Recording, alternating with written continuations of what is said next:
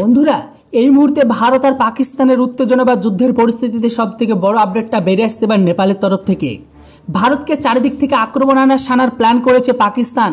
এতে নেপালও যুক্ত আছে, বাংলাদেশও যুক্ত আছে। তবে এই মুহূর্তে আপডেটটা আসছে নেপালের তরফ থেকে। ভারতের বিরুদ্ধে নেপালের মাটি আকাশ ব্যবহার করা যাবে না, পাকিস্তানকে কড়া বার্তা দিল এবার কাঠমান্ডু। হ্যাঁ, আপনারা সঠিক শুনেছেন। পাকিস্তানের কিছু গোয়েন্দা সামরিক ড্রোন উত্তর পূর্ব দিক থেকে হিমালয়ের দিক থেকে ধেয়ে আসার সম্ভাবনার খবরেই সতর্ক হয়ে গেল এবার নেপাল। তারপরে বিরাট সিদ্ধান্ত, পাকিস্তানকে কড়া বার্তা দিল তাদের তরফ থেকে। ক্ষীণ এশিয়ার ভারত পাকিস্তান উত্তেজনার মাঝে গুরুত্বপূর্ণ অবস্থান নিল হিমালয়ের রাষ্ট্র নেপাল। সরাসরি পাকিস্তানকে সতর্ক করে নেপাল সরকার স্পষ্টভাবে জানিয়ে দিয়েছে, নেপালের ভূখণ্ড বা আকাশপথ ভারতের বিরুদ্ধে ব্যবহার করতে দেওয়া হবে না। নেপালের পররাষ্ট্র মন্ত্রকের তরফে এক স্টেটমেন্টে জানানো হয়েছে, নেপাল একটি শান্তিপ্রিয় দেশ। আমরা কোনোভাবেই আমাদের ভূখণ্ডকে তৃতীয় দেশের বিরুদ্ধে ব্যবহার করতে দিতে পারবো না।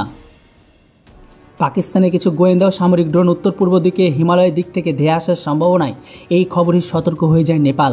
নেপালের প্রধানমন্ত্রী বলেন, আমরা ভারতের প্রতিবেশী ও বন্ধু, কোনো আঞ্চলিক সন্ত্রাস বা অ্যাগ্রাসনে আমাদের ভূখণ্ড ব্যবহারযোগ্য নয়।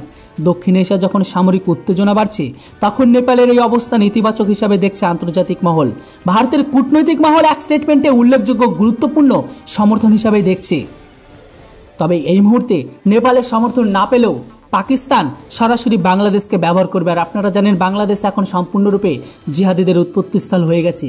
তাই বাংলাদেশের তরফ থেকে আমাদের এই সমস্ত লোকালবর্তী বা বর্ডারগুলোতে উদ্বেগের বিষয় রয়েছে।